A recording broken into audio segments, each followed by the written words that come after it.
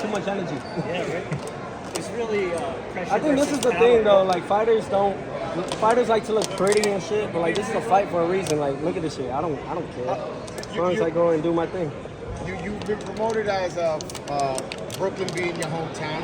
You fought in New York a few times. I know you have ties to Miami as well. Is it you have two homes or how does that work? The world is my home. You know what I'm saying? Like, look, you gain the world with the people. You don't gain the people with the world. So, you know, I think that overall it's just the people in my essence. Everywhere we go, we take over. That's Miami take over, New York take over. But remind you guys, I was born in Brooklyn, New York. I'm a Brooklyn-born Broward kid. I started my boxing here at 6 years old in South Florida. So to come back here after 9 years, defending my world titles in front of so many people that love me, hate me, whatever you want to call it, I'm very grateful, you know. So I just like everyone to just accept me for being their champion, and that's it. Tio, congratulations on a very exciting fight against a tough, rugged opponent. Yeah. What makes you choose such tough opponents when everybody's trying to protect their own? The Lord, man, the Lord. I got to give it to him. You know, I'm someone that likes to test myself, challenge myself. You guys didn't know about Claggett, but I freaking knew him for sure. I knew that it was going to be a condition fight. And the will, like I said, Muhammad Ali said it best. I think it was him. The will got to be stronger than the skill, and that's what we showed tonight. We pushed him back. We fought the grunting. If I was tired, I knew he was more tired because I worked very hard for this. He's never been 12 rounds before. So we knew we had to break him down. Body shots were hurting him. But this is what it's all about, fighting the best, because in case of any opportunity that comes around like that, any other fighter that wants to press me like that, we know how to face that. We know how to get used to that. You know, these other guys don't like to face those type of calibrated fighters. They like to just, face easy fights. What type of statement does this type of fight, and you do not duck your dodge in any of these fighters, say to the rest of the division team? It says I don't care. It says that I don't care. I'm here to fight. Like, let's make a fight happen. I don't care how I look. My hand is gonna get raised at the end of it all. I don't care. Like, as long as I get back to my kids safe and sound, this is the fight game. You know, this is what we signed for. You know, and I, excuse me, but I needed that. I needed this a lot. You know, and for everybody else, you know, whether it's 47, 40, you know, Bob said I did well. He don't look too happy. Fuck it, I don't care. Like, I'm your only last star available, and that's it.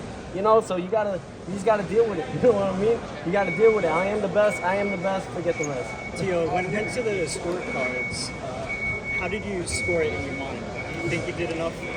Absolutely, Sugar Ray Leonard, he taught us the best. And once you hear those 10 seconds, clack, clack, you throw a lot of freaking punches. You know what I'm saying? That's how you win the rounds. 12 rounds to nothing, 11 to 1. Look at that. No matter how much pressure it was around, we dominated because we knew it. We know how to do it. We studied the primetime fighters. I studied the fighters that came from the 50s, 60s, 70s, 80s, 90s. Not the modern day era. The modern day era, everybody thinks Jake Paul is a great champion. Like, come on now. It's crazy. You know, before the fight, you called out Pitbull Cruz. They have similar styles. Do you still want that fight? Oh, fuck yeah. Hell yeah. I'm ready for it, man. I'm excited. Now I know how to face fighters like that even better, on a better standpoint. You know what I mean? Just more conditioning, more track work, and that's it. You know, I think this gives everybody a more opportunity to jump that gun.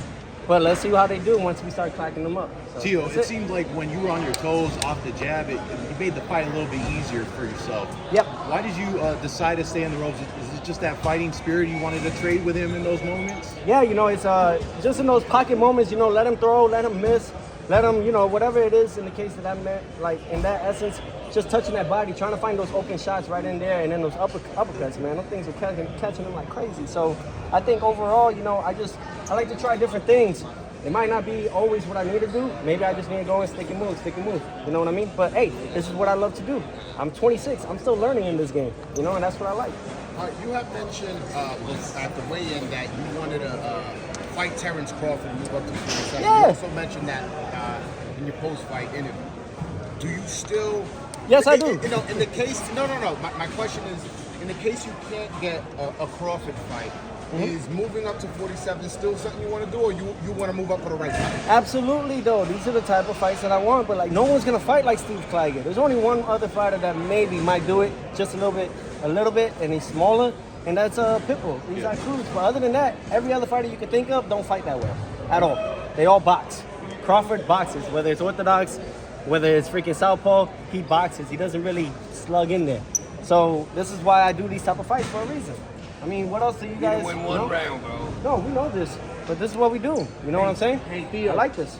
Tell us about your words when it came to Tank. You had some words Yeah. for him. You called him a punk. You called him another Yeah. word, but you could pick up where you left off.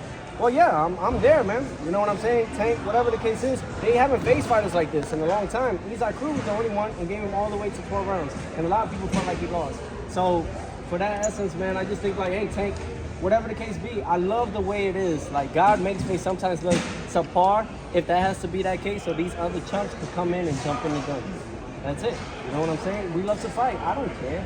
Like, shit, I'm going to get my hand raised. I guarantee you that. I guarantee you that. So yeah, man. Box like you, champ.